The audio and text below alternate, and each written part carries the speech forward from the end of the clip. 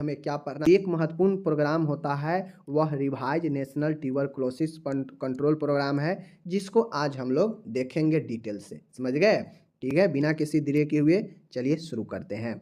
सबसे पहले my dear आपको समझना पड़ेगा यहाँ पे, तो माय डियर यहाँ पे देख सकते हैं revise national tuberculosis control program क्या है। मतलब जो नेशनल ट्यूबरकुलोसिस कंट्रोल प्रोग्राम था ना, उसी को संशोधन किया गया, रिवाइज करके फिर से नया जो है लॉन्च किया, तो इसीलिए इसका नाम रिवाइज रखा गया। ठीक है, राष्ट्रीय क्षय रोग नियंत्रण कार्यक्रम जो 1962 में प्रारंभ किया गया था, नेशनल ट्यूबरकुलोसिस कंट्रोल प्रोग्राम, यह 1962 में प्रारंभ किया गया था।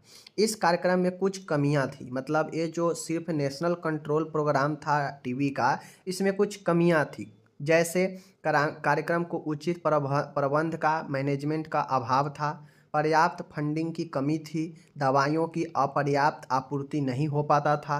तो इन सब कमियों को दूर करने के लिए revise national tuber control program को लाया गया। समझ गए? तो क्या क्या चीज़ की कमी थी? जैसे कार्यक्रम को उचित प्रबंध करने का, मैनेज करने का अभाव था, पर्याप्त फंडिंग नहीं हो पाता था, बिना फंडिंग के कोई भी कार्यक्रम अधूरा रहता है। समझ गए? दवाइयों की पर्याप्त आपूर्ति नहीं हो पाता था। तो इन सब तमाम कमियां था नेशनल कंट्रोल प्रोग्राम में।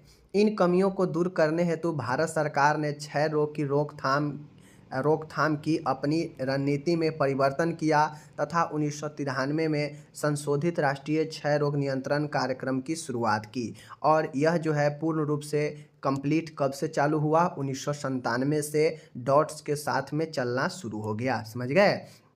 लेकिन भारत सरकार ने इस कार्यक्रम का क्रियान्वयन कब कर दिया? 1993 में ही कर दिया, आरएनटीसीपी के नाम से, जिसको आगे चलकर 1997 में फर्स्ट फेज से जो है आपके यह डॉट्स के साथ में शुरू किया गया। ठीक है, इस कार्यक्रम का क्या मुख्य रूप से उद्देश्य था? तो उद्देश्य जब यह टीबी के लिए किया गया तो टीबी से ही रिलेटेड इसका उद्देश्य भी होगा।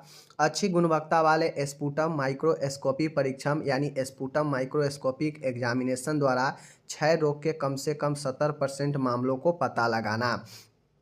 अब ये जो आरएनटीसीपी आया, इसका उद्देश्य ये था कि ज़्यादा से ज़्यादा अच्छे क्वालिटी का जो परीक्षण माइक्रोस्कोप है वो दिया जाए, ताकि ज़्यादा से ज़्यादा जो है 70% मामला जो है इसी माइक्रोस्कोप से ही पता कर लिया जाए।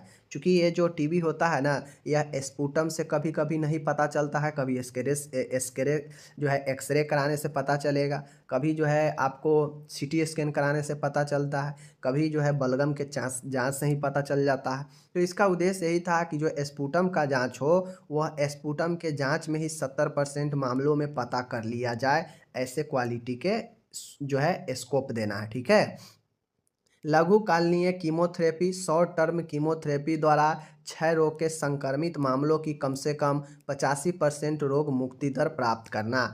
अब आपको पता होगा कि शॉर्ट टर्म का कीमोथेरेपी देकर क्षय रोगों के मामलों में 85% मामलों में जो है रोगों को मुक्ति दिलाना इसका लक्ष्य था, कि भाई कम से कम 85% हम लोग कंट्रोल जो है शॉर्ट टर्म के कीमोथेरेपी दे के कर ले। समझ गए ना, इसका ये लक्ष्य था।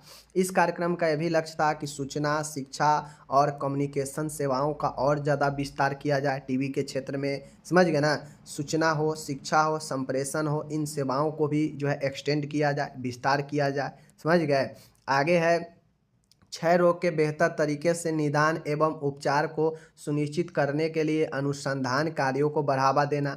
अब इसमें एक और चीज़ें, अब चूंकि यह जब एक्सटेंड ही हो रहा था, जब यह रिवाइज ही हो रहा था, तो रिवाइज हो रहा था तो जाहिर सी बात है कि भाई यहाँ पे इसके जो है बेहतर तरीके से निदान हो और इसका उपचार हो, इसके लिए रिसर्च कार्यों को बढ़ावा दिया गया इसमें। ठीक है, तो इन सब कुल कार्य है, जैसे सूचना, शिक्षा, संप्रेषण को, सेवा को विस्तार करना, बेहतर निदान हो, बेहतर उपचार हो, इसको लिए अनुसंधान कार्य को बढ़ावा देना, शॉर्ट टर्म का कीमोथेरेपी द्वारा लगभग 85% रोग के मुक्ति को दर प्राप्त करना, और अच्छी क्वालिटी के जो है स्पुटम माइक्रोस्कोपी द्वारा जांच करके लगभग 70% केस में इसी स्पुटम माइक्रोस्कोपी से ही पता कर लिया जाए। ये सब चीज़ों का जो है उद्देश्य था इस कार्यक्रम में। ठीक है ना, और इसके क्या है आगे चलिए बताते हैं। अब आपको पता है कि इसमें हम जो है निदान कैसे करेंगे, डायग्नोसिस कैसे करते हैं टीबी वाले पेशेंट का, तो चलिए देख लीजिए।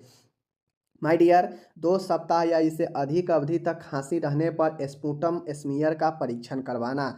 इसका उद्देश्य ये भी था, निदान कैसे करना है, तो निदान करने में इसका एक उद्देश्य ये भी था कि 2 सप्ताह या इससे अधिक अवधि तक अगर खांसी किसी मरीज को रहता है तो उसको स्पुटम स्मीयर का टेस्ट करवाना चाहिए। समझ गए। यदि एक या दोनों पॉजिटिव परीक्षण हो, समझ गए, यदि एक या दोनों, 2 बार जो है टेस्ट होता है, एक स्पुटम और स्मीयर का। समझ गए। अगर दोनों परीक्षण अगर पॉजिटिव हो या फिर एक भी अगर पॉजिटिव हो तो स्पुटम स्मीयर पॉजिटिव टीबी है। समझ गए। तो टीबी पॉजिटिव है तो टीबी माना जाता है। डॉस थेरेपी प्रारंभ करना चाहिए। जैसे ही पॉजिटिव आए, चाहे एक स्मीयर चाहे दूसरा भी, तो जो है डॉस थेरेपी प्रारंभ करना चाहिए। इसके बाद है, यदि दोनों परीक्षण निगेटिव आए, मान गए दोनों परीक्षण स्पुटम और स्मीयर दोनों अगर निगेटिव आए टेस्ट में, तो खांसी का उपचार हेतु 2 सप्ताह के लिए एंटीबायोटिक्स देते हैं, कफ सिरप वगैरह देते हैं, नॉर्मल मानते हैं। समझ गए। यदि दोनों परीक्षण निगेटिव आए तो चेस्ट का एक्सरे कराना चाहिए, तब हो सकता है लंग्स में आपके कोई और इन्फेक्शन हो। समझ गए ना, टीबी ना हो तो। यदि एक्सरे पॉजिटिव आए तो टीबी का उपचार प्रारंभ करें, यदि निगेटिव आए तो टीबी नहीं है। अब किसी मामले में होता यह है कि मान गए स्पुटम से पता नहीं चला, दोनों स्पुटम जो है निगेटिव बता दिया, ठीक है, स्पुटम स्मीयर दोनों निगेटिव बता दिया। अब इस कंडीशन में होता यह है कि हम उसका देखते हैं कि 2 सप्ताह से अधिक फीवर है, ब्लड भी आता है बलगम में, तो इस हिसाब से हम उससे एक्सरे करवाते हैं। और अगर एक्सरे में ये चीज़ें फाइंड कर लिया गया कि टीबी है, तो मानते हैं कि हाँ पॉजिटिव है, फिर जो है इसका उपचार प्रारंभ करना चाहिए डॉस थेरेपी के साथ। और यदि निगेटिव आए तो टीबी नहीं है, फिर नॉर्मल मानकर खांसी का जो है उसका हम क्या करेंगे, ट्रीटमेंट करेंगे। तो ये चीज़ें आपका जो है कब जो है निदान हम कैसे करेंगे कि टीबी है या नहीं है, तो ये चीज़ें समझना है। अगर एक या दोनों अगर पॉजिटिव आ जाए, चाहे स्पुटम या स्मीयर के टेस्ट में से कोई भी अगर पॉजिटिव आ जाए तो हम टीबी मानते हैं। समझ गए। अगर दोनों निगेटिव आ जाए तो टीबी नहीं है। समझ गए, निगेटिव है। अगर फिर भी ऐसा प्रॉब्लम लगे खांसी का तो एक्सरे करवाना चाहिए, और एक्सरे में अगर फाइंड हो जाए कि हाँ टीबी है तो उपचार प्रारंभ करना चाहिए। समझ गए। तो ऐसे हम फाइंड करते हैं। ओके। अब आता है डॉस थेरेपी। चूँकि आरएनटीसीपी में डॉस थेरेपी शुरू कर दिया गया था। क्षय रोग के प्रभावी उपचार हेतु देश में 1993 में जो है आरएनटीसीपी जो है आरएनटीसीपी क्या शुरुआत किया गया, जो डॉट्स के साथ में 1997 में आया। आरएनटीसीपी तो आ गया था 1993 में ही, बट डॉट्स के साथ में 1993 में जो है इसका जो है उपचार शुरू कर दिया गया था। समझ गए। अब डॉट्स थेरेपी इसका पूरा नाम होता है, डॉट्स का direct observe treatment short course होता है। समझ गए, सी ऐसे ही लिखाता है, ध्यान दीजिएगा। Direct observe treatment short course होता है। डायरेक्ट ऑब्जर्व का मतलब होता है कि प्रत्यक्ष अवलोकन में, स्वास्थ्य कार्यकर्ता के प्रत्यक्ष अवलोकन में दवाइयाँ दिया जाता है, मतलब सामने दवाई खिलवाया जाता है मरीज को। समझ गए, जब डॉट थेरेपी चलता है तो आपके सामने है। क्षय रोगियों के प्रभावी उपचार हेतु इस थेरेपी के अंतर्गत सभी दवाइयाँ स्वास्थ्य कार्यकर्ता के प्रत्यक्ष अवलोकन में, डायरेक्ट ऑब्जर्वेशन में दी जाती है। वही चीज़ें हैं, अगर किसी को डॉस थेरेपी चलता है ना, तो डॉस थेरेपी में होता यह है कि जो भी दवाइयाँ चलता है वह जो है मरीज को स्वास्थ्य कार्यकर्ता के सामने जो है दी जाती है। समझ गए। इसीलिए इसे direct observe treatment short course कहते हैं। अर्थात क्षय रोग दवाई लेने के लिए अस्पताल के स्वास्थ्य केंद्र पर जाता है और वहाँ मौजूद जो स्टाफ होते हैं उनके मौजूदगी में दवाई जो है उनको खिलाया जाता है, निगलवाया जाता है। यही जो है डॉट्स होता है। समझ गए। अब है डॉट्स थेरेपी दो दो तरह के होता है। समझ गए। डॉट्स थेरेपी 2 तरह से दिया जाता है, एक इंटेंसिव फेज होता है, एक कंटिन्यूअस फेज होता है। समझ गए। एक इंटेंसिव फेज और एक कंटिन्यूअसन फेज। अब इंटेंसिव फेज क्या है, कंटिन्यूअसन फेज क्या है, देखिए। डॉट्स की इंटेंसिव फेज के अंतर्गत क्षय रोगी सभी दवाइयाँ अस्पताल स्वास्थ्य केंद्र पर मौजूद स्टाफ की उपस्थिति में निगलता है। ये दवाइयाँ एक दिन छोड़कर एक दिन दी जाती है, अर्थात क्षय रोगी सप्ताह में 3 दिन अस्पताल जाकर स्टाफ की मौजूदगी में दवाइयाँ लेता है। इंटेंसिव फेज के मतलब होता है कि सप्ताह में अल्टरनेट जैसे एक दिन गया फिर एक दिन छोड़ा, फिर एक दिन गया फिर एक दिन छोड़ा, फिर एक दिन गया, और इस तरीक़ा से कुल सप्ताह में 3 दिन, चूँकि 6 दिन ही खुलता है, 3 दिन जाता है, और 3 दिन जाता है तो वह दवाई वहाँ पे जो स्टाफ है उसके मौजूदगी में दवाई लेता है, निगलता है, और इसीलिए इसे इंटेंसिव फेज कहा जाता है। एक दिन छोड़कर एक दिन जाता है अस्पताल में और दवाई वहीं पर लेता है, ठीक है।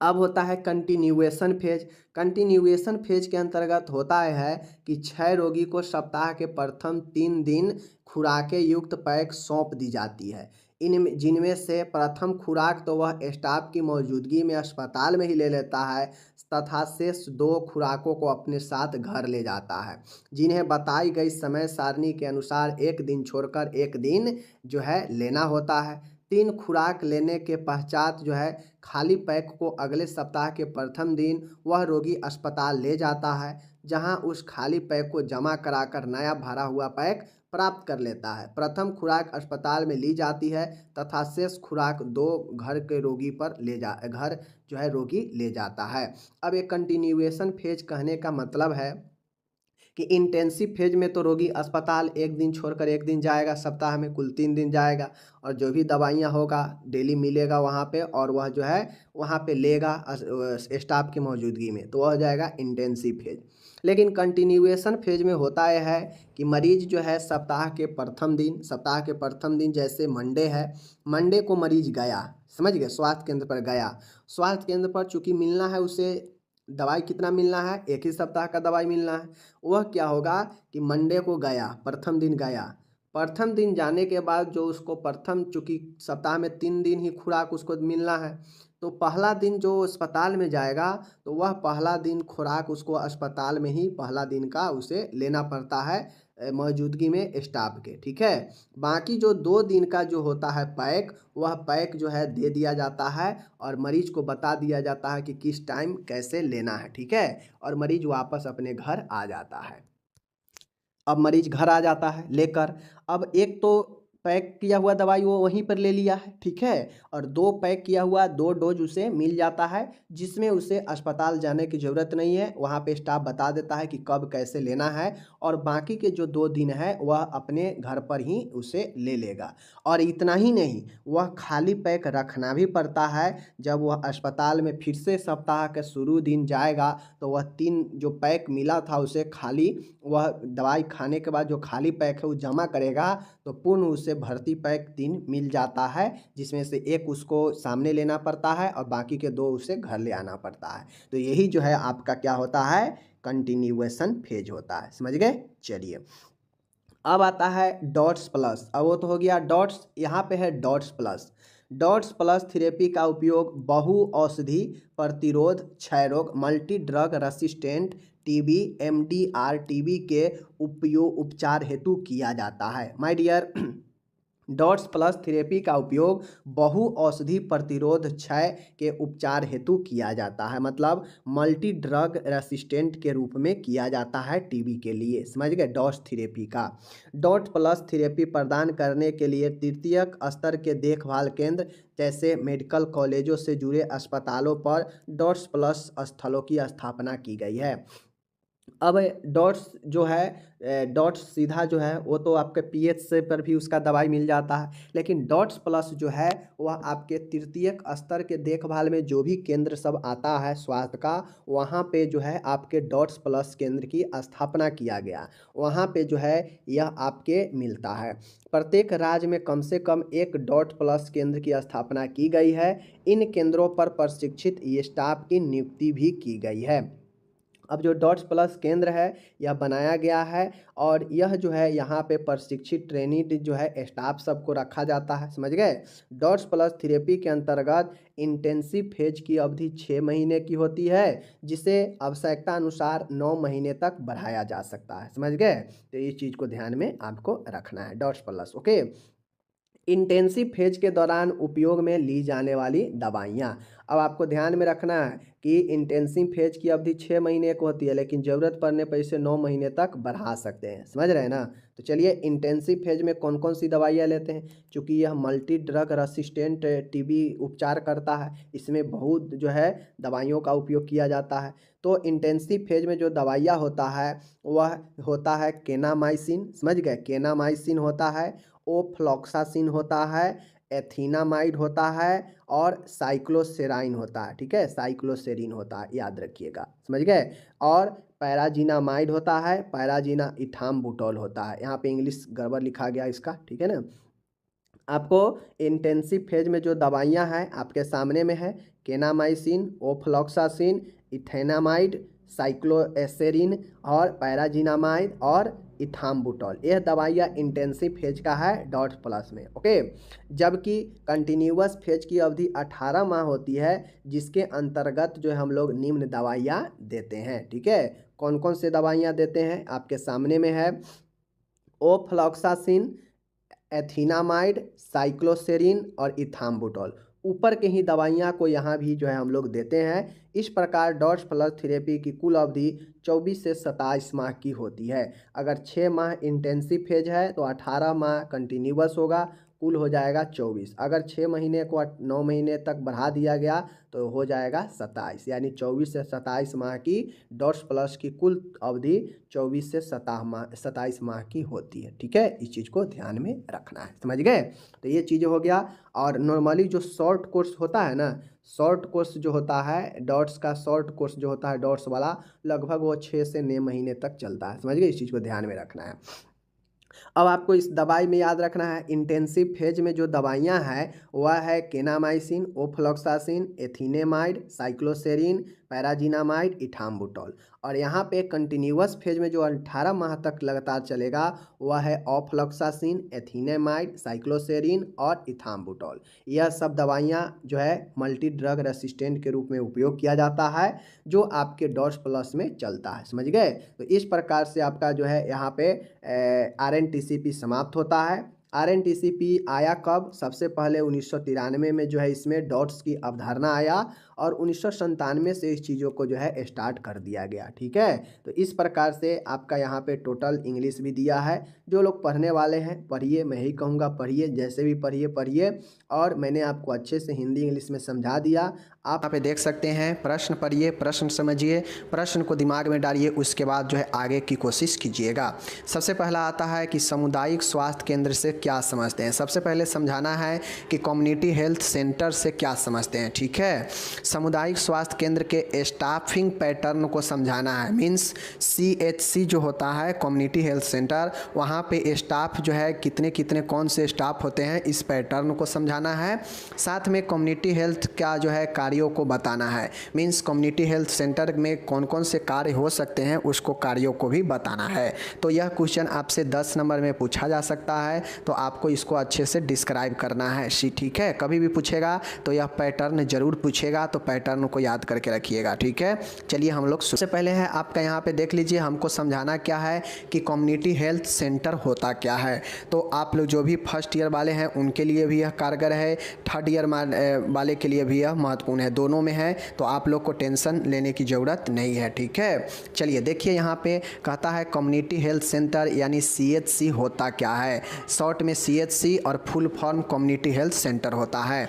देखिए ये सेवा के अंतर्गत सेवाएं उपलब्ध कराता है। देखिए ये क्या होता है, जो है एक क्या होता है, हमारा जो कम्युनिटी हेल्थ सेंटर जो होता है यह क्या करता है कि यह मैदानी क्षेत्र के 1,20,000 के जनसंख्या, जबकि पर्वतीय और आदिवासी क्षेत्र के 80,000 के जनसंख्या पर जो है यह जो है स्थापित किए जाते हैं। मीन्स इसका मतलब हो गया कि इस सेवा के अंतर्गत, मतलब कम्युनिटी हेल्थ सेंटर के अंतर्गत जो केंद्र का स्थापना होता है ना, वह मैदानी क्षेत्र के समतल एरिया में 1,20,000 के जनसंख्या पे, जबकि पर्वतीय और आदिवासी जो क्षेत्र होता है वहाँ 80,000 की जनसंख्या पर जो है आपके यह CHC स्थापित किए जाते हैं। ओके, सामुदायिक स्वास्थ्य केंद्र ग्रामीण स्वास्थ्य जनसंख्या को कवर करता है। प्रत्येक सामुदायिक विकास खंड में सामुदायिक स्वास्थ्य केंद्र की स्थापना की जाती है। इसका कहने का मतलब है कि जो यह सामुदायिक स्वास्थ्य केंद्र है इसका स्थापना कहाँ किया जाता है, तो यह प्रखंड स्तर पर जो होता है ना, प्रखंड के जो विकास खंड है वहाँ पे स्थापित किया जाता है। आप लोग देखते होइएगा सभी के प्रखंड में जो है एक एक CHC रहता है, मतलब यह ब्लॉक लेवल पर होता है CHC, और यह ज़्यादातर ग्रामीण जनसंख्या को ही कवर करता है। ठीक है, जो शहर के रहता है वो तो सदर में जाता है, मेडिकल कॉलेज में वगैरह में जाता है। ठीक है, लेकिन ये जो होता है CHC ज़्यादातर ग्रामीण जनसंख्या को ही यह कवर करता है। ठीक है, समझ गए। चलिए ठीक है, अब इस सेवा के अंतर्गत जो सेवा उपलब्ध होता है वह क्या होता है, परिवार नियोजन होता है। परिवार नियोजन होता है यहाँ पे। ठीक है, यहाँ पे जो है आपको हल्के से लेकर हल्का मध्यम तक जो है यहाँ पे इलाज संभव होता है। ज़्यादा अगर प्रॉब्लम है, ज़्यादा दिक्कत है तो फिर जिला अस्पताल होता है और उसके बाद जो है मेडिकल कॉलेज होता है। ठीक है, तो यही जो है आपका सामुदायिक स्वास्थ्य केंद्र होता है। ठीक है, यहाँ पे आगे चलिए बताते हैं। ये जो सामुदायिक स्वास्थ्य केंद्र है यहाँ पर सर्जन होते हैं, फिजिशियन होते हैं और स्त्री रोग होते हैं। ठीक है, स्त्री रोग विशेषज्ञ होते हैं। ठीक है, और बाल रोग विशेषज्ञ, कुल 4 डॉक्टर होते हैं। ठीक है, स्टाफ पैटर्न आप यहीं से समझ सकते हैं। यहाँ पे इस केंद्र पर एक सर्जन होते हैं। ठीक है, एक फिजिशियन होते हैं। ठीक है, एक स्त्री रोग विशेषज्ञ होते हैं और एक बच्चे के लिए बाल रोग विशेषज्ञ, कुल 4 डॉक्टर यही होते हैं। ठीक है, 4 डॉक्टर हो गए। उसके बाद प्रत्येक सामुदायिक स्वास्थ्य केंद्र पर 30 बेड जो है उपलब्ध होता है। 30 बेड का जो है अस्पताल यह होता है। ठीक है, जहाँ पे एक एक्सरे कक्ष होता है, एक्सरे रूम होता है, एक जो है प्रस्तुति लेबर जो है वार्ड होता है, लेबर कक्ष होता है, और एक आपका ऑपरेशन थिएटर होता है और प्रयोगशाला की भी सुविधा यहाँ पे होता है। तो यह सब आपके सामुदायिक केंद्र में लिखना पड़ेगा। ठीक है, अगर नहीं लिखिएगा तो गड़बड़ हो जाएगा, क्योंकि आपको टोटल समझाना है। तो आप ये चीज़ तो समझ गए कि 4 डॉक्टर होते हैं। कौन कौन डॉक्टर होते हैं पता है, सर्जन, फिजिशियन, स्त्री रोग विशेषज्ञ, बाल रोग विशेषज्ञ। ठीक है, उसके बाद प्रत्येक सामुदायिक स्वास्थ्य केंद्र पर 30 बेड लगा होता है। 30 बेड होता है उपलब्ध यहाँ पे। एक एक्सरे रूम होता है, एक लेबर वार्ड, एक प्रस्तुति कक्ष होता है जहाँ पे लेबर वगैरह होता है, प्रेशर वगैरह, और आपके ऑपरेशन थिएटर भी होता है यहाँ पे, और प्रयोगशाला की भी सुविधा, मतलब लैब का भी सुविधा होता है जहाँ पे जाँच वगैरह होता है। ठीक है, यह 4 प्राथमिक स्वास्थ्य केंद्रों के लिए रेफरल केंद्र का काम करता है। मतलब यहाँ से 4 जो है PHC जो होता है ना, आपके PHC भी बताएंगे। प्राथमिक स्वास्थ्य केंद्र भी आप लोग को पूछा जा सकता है इसके स्टाफ पैटर्न, इसके कामों को, तो PHC भी बताएंगे, टेंशन नहीं लेना है। फिलहाल समझिए कि 4 PHC को जो है एक आपका CHC जो है कवर करता है। कम्युनिटी हेल्थ सेंटर 4 जो PHC होता है ना उसको कवर जो है एक CHC करता है। समझ रहे हैं चीज़ों को, तो समझ लीजिए। चूँकि एक PHC कितना के जनसंख्या पे होता है, 20 से 30 हज़ार के जनसंख्या पे।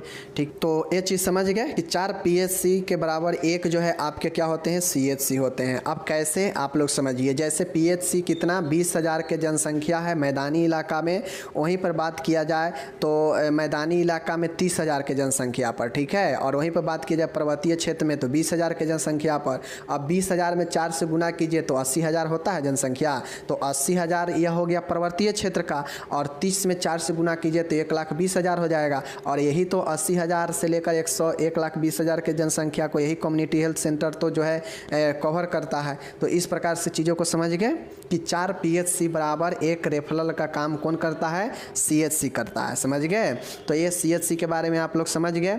अब आगे हम लोग चलते हैं यहाँ पे सामुदायिक स्वास्थ्य केंद्र के स्टाफ पैटर्न के बारे में समझते हैं कि यहाँ पे कौन कौन से स्टाफ रहते हैं और कितने कितने संख्या में। ठीक है, चलिए याद कर लीजिए, एग्जाम में पूछेगा। आपको तो बता दिए कि डॉक्टर जो है 4 होते हैं। कौन कौन डॉक्टर, शिशु रोग, स्त्री रोग, सर्जरी और मेडिसिन, 4 डॉक्टर हो गए, पता है।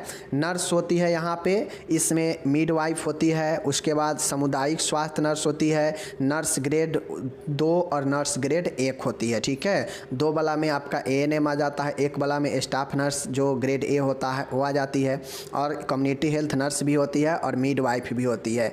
कुल मिला के 7 जो है आपके नर्स होते हैं, इतना याद रखिए। बाकी जो भी आप आगे देखिएगा सिर्फ सफाई कर्मी छोड़कर, सफाई कर्मी 3 के संख्या में यहाँ पे होता है, उसके बाद बाकी सब जो है 1-1 के जनसंख्या में होता है। जैसे ड्रेसर 1 होता है, फार्मासिस्ट 1 होता है, प्रयोगशाला सहायक लैब असिस्टेंट 1 होता है, रेडियोग्राफर एक्सरे करने वाला 1 होता है, वार्ड बॉय 1 होता है, धोबी 1 होता है, ठीक है। चतुर्थ वर्गीय कर्मचारी 1 होता है, माली 1 होता है, चौकीदार 1 होता है, ठीक है। माली अलग है, चौकीदार अलग है, दोनों एक के में टाइपिंग हो गया है, गलत है, ठीक है। तो ध्यान रखिएगा, माली 1 के संख्या में और चौकीदार 1 के संख्या में, तो चौकीदार नीचे आ जाएगा और 1 और लिख दीजिएगा, ठीक है। तो दोनों 1-1 होता है, आया 1 होता है और 4th ग्रेड के कर्मचारी 1 होता है। कुल मिलाकर टोटल CHC पर 25 स्टाफ का पैटर्न होता है, समझ गए। तो आप क्या समझे, 4 डॉक्टर 7 नर्सेज, ठीक है, कुल 11 हो गया। 3 इसमें प्लस कर दीजिए क्या बोलते हैं उसको, सफाई कर्मचारी, तो 14 हो गया, ठीक है। और बाकी के सब जो है 1-1 होता है, 1-1, ठीक है। 11 जो भी है सब 1-1 होगा, देख लीजिए। चतुर्थ वर्गीय सब 1-1, टोटल 1-1 जितना होता है ना हॉस्पिटल में, ड्रेसर, फार्मासिस्ट, प्रयोगशाला सहायक, रेडियोग्राफर, ठीक है, वार्ड बॉय, सब जो है माली चौकीदार 1-1, आया 1, चतुर्थ वर्गीय 1, टोटल 1-1 होता है। सिर्फ 3 चीज़ें याद रखिए जो ज़्यादा होता है, डॉक्टर 4 होते हैं, नर्सेज 7 होती है, सफाई कर्मचारी 3 होती है, और इस सब के अलावा जो भी है सब 1-1 होता है, और टोटल संख्या में 25 होता है, ठीक है, याद रखिएगा, ठीक है। अब आगे देखिए, यहाँ पे वाहन होने पर ड्राइवर तथा मांगलिक कार्य हेतु लिपिक को रखा जाता है, यानी ऑफिशियल कार्य। देखिए स्टाफ पैटर्न 25 ही होता है, लेकिन काम के हिसाब से जो है, अगर वाहन है तो उसके लिए ड्राइवर 1 होता है, और अगर हमें ऑफिशियल काम है, मांगलिक कोई कार्य है,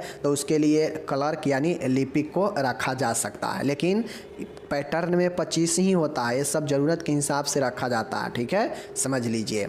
अब हमसे कार्य भी पूछा है, स्टाफ पैटर्न तो समझ गए, अब हमसे पूछा है कि कार्यों को बताएं। कम्युनिटी हेल्थ सेंटर में कौन कौन से कार्य होते हैं इस केंद्र पर, उसके कार्य को बताना है, ठीक है। तो चलिए हम लोग कार्य को समझते हैं। पहला है विशेषज्ञ सेवाएं, जैसे मेडिसिन, सर्जरी, स्त्री रोग, शिशु रोग प्रदान करना। पहला काम ये होता है कि जैसे 4 डॉक्टर होते हैं, अपने अपने फील्ड के विशेषज्ञ होते हैं, तो वह जो है क्या करते हैं, अपना सेवा प्रदान करते हैं। जैसे मेडिसिन वाले मेडिसिन, फिजिशियन, सर्जरी वाले सर्जरी का काम, स्त्री रोग वाले स्त्री का काम, शिशु रोग वाले बच्चे को देखते हैं, तो यह विशेषज्ञ सेवा प्रदान करते हैं, पहला काम। दूसरा, सभी उपचारात्मक तथा रोग निवारक चिकित्सीय सेवाएं प्रदान करना। अब CHC जो होता है ना, यहाँ पे सभी प्रकार के थेरेप्यूटिक और रोग के निदान वाला चिकित्सीय सेवाएं प्रदान किया जाता है यहाँ पे, ठीक है। तो यहाँ पे आप समझ गए कि उपचारात्मक तथा रोग निवारक चिकित्सीय सेवाएं प्रदान किया जाता है। प्राथमिक स्वास्थ्य केंद्र के लिए परामर्श सुविधा उपलब्ध कराना, मतलब जो PHC है उस केंद्र के लिए जो है यहाँ पे परामर्श दिया जाता है कि आप PHC पर भी जो है अपना इलाज वगैरह करवा सकते हैं।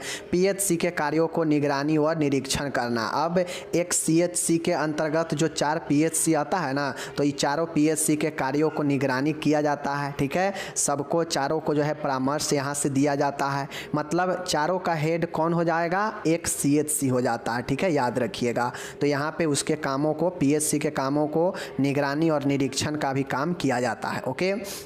सभी राष्ट्रीय स्वास्थ्य कार्यक्रमों का क्रियान्वयन एवं सक्रिय सहभागिता का होना। CHC के अंतर्गत जितने भी स्वास्थ्य के कार्यक्रम चलते हैं, नेशनल तौर पे राष्ट्रीय कार्यक्रम, सबको यहाँ से क्रियान्वयन किया जाता है, और सब में सक्रिय रूप से जो है CHC भाग भी लेता है, ठीक है। विश्व स्वास्थ्य तथा परिवार शिशु स्वास्थ्य तथा परिवार नियोजन की सेवा प्रदान करना। अब यहाँ पे सबसे प्रमुख जो काम होता है वह शिशु के स्वास्थ्य और परिवार नियोजन की सेवा जो है प्रदान किया यहाँ पे जाता है, ओके। 7वां है रोगियों को स्वास्थ्य सेवा उपलब्ध नहीं होने पर जिला अस्पताल, टीचिंग अस्पताल के लिए रेफर करना। और CHC का इतना ज़्यादा जो है आपको पावर है कि अगर यहाँ पे कोई चीज़ का उपलब्ध नहीं है सेवा, तो रोगी को जिला अस्पताल, जिसे सदर कहते हैं आप लोग, और टीचिंग अस्पताल जो मेडिकल कॉलेज वगैरह होता है जहाँ पे पढ़ाई भी होता है, वहाँ पर भी यह रोगियों को रेफर कर सकता है CHC वाला। तो CHC वाला देखिए पीएचसी वाला किसको रेफ़र करेगा, सीएचसी को। सीएचसी किसको रेफ़र करेगा, सदर या मेडिकल कॉलेज को। तो यह जो है आपके यहाँ पे काम होते हैं। बाकी जितने भी टीकाकरण वगैरह होता है यह पीएचसी से हैंडल किया जाता है और सभी का निगरानी कौन करता है, जितने भी पीएचसी पर कार्य होता है सभी कार्यों को निरीक्षण और निगरानी यह कम्युनिटी हेल्थ सेंटर से ही किया जाता है। तो यह सब कार्य है, सातों कार्य मैंने आपको यहाँ पे, और सारे कार्य हो सकते हैं बट यहाँ पे 7 कार्य मैंने आपको बताया, टोटल याद रखिएगा, ठीक है। यहाँ पे जो भी पीएचसी के सब सेंटर के कार्यकर्ता है उनको निरीक्षण दिया जाता है, उनको जो है ट्रेनिंग दिया जाता है, ठीक है, प्रशिक्षण दिया जाता है। तो सीएचसी का यह भी काम होता है, ठीक है। तो ये सारे चीज़ें यहाँ पे हो सकते हैं, मैंने बता दिया, ठीक है। और बाकी आप लोग और अपने हिसाब से लिख सकते हैं कम्युनिटी हेल्थ सेंटर के कार्यों को। बाकी जो ज़रूरी था मैंने बता दिया, यहाँ पे 7 कार्य, आप ये 7 कार्य लिख दीजिएगा। बाकी यहाँ पे टोटल इसके अंदर जो है यहाँ पे आंसर दिए गए हैं इंग्लिश में भी, तो आप इंग्लिश में भी इसको पढ़कर समझ सकते हैं चीज़ों को, ठीक है, कोई दिक्कत नहीं। चलिए हम मिलेंगे अगले वीडियो में, आप अपना ध्यान रखिएगा।